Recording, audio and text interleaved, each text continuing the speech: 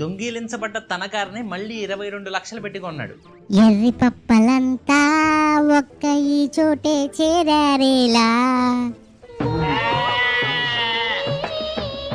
ఈ incident west Midlands లో జరిగింది. బీబీసీ రిపోర్ట్ ప్రకారం 36 సంవత్సరాలు ఉన్న ఏవెన్ వ్యాలంటైన్ అనే అతను 2016 హోండా సివిక్ టైప్ ఆర్ కార్ని అయితే ఫిబ్రవరి 28న పోగొట్టుకున్నాడంట. కంప్లైంట్ ఇచ్చాడు. మళ్ళీ సేమ్ అలాంటి కార్ని 70 మైల్స్ దూరంలో ఉన్న ఒక గ్యారేజ్ లో కొన్నాడు.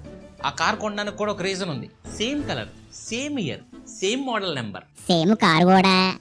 అయ్యయ్యో ఇదే నాకు కావాల్సిందని కొనుక్కొని డ్రైవ్ చేసుకుంటూ వెళ్తున్నాడు.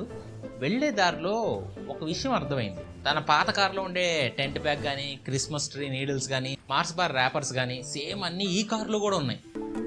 ఎక్కడో కొడుతుంది సీనా. డౌట్ వచ్చి cars built-in navigation system open చేస్తే వాళ్ళ పేరెంట్స్ యొక్క ఓల్డ్ హోమ్ అడ్రస్ కూడా సేవ్ అయ్యి ఉందంట. నా కార్ దొరికేసింది వచ్చని ఫుల్ హ్యాపీ. కానీ ఎంత మూల్యానికి? చెల్లించక తప్పదు, భారీ మూల్యం. అండ్ టెక్నీషియన్ కూడా అది అతని కార్ అని చెప్పి కన్ఫర్మ్ చేశాడు తీసుకెళ్తే. కాకపోతే కార్ యొక్క విఐఎన్ నెంబర్స్ కానీ, ఐడెంటిఫైయర్స్ కానీ ట్యాంపర్ చేశారు. ఎంత బాగా ట్యాంపర్ చేశారంటే హై లెవెల్ థెఫ్ట్ ఆపరేషన్ చేసేవాళ్ళు ఇలా చేయగలరని పోలీసులు అండ్ హోండా స్టాఫ్ వాళ్ళు కూడా చెప్పారంట. డబ్బులు కూడా రిటర్న్ వచ్చేస్తాయంట, బాధపడకండి. వీడు నక్క తోక తొక్కడం కాదు, ఆ తోకను కట్ చేసి జేబులో వేసుకున్నట్టున్నాడు. కొత్త వాళ్ళ ఛానల్ని సబ్స్క్రైబ్ చేయండి అండ్ పాత వాళ్ళ వీడియోని లైక్ చేయండి.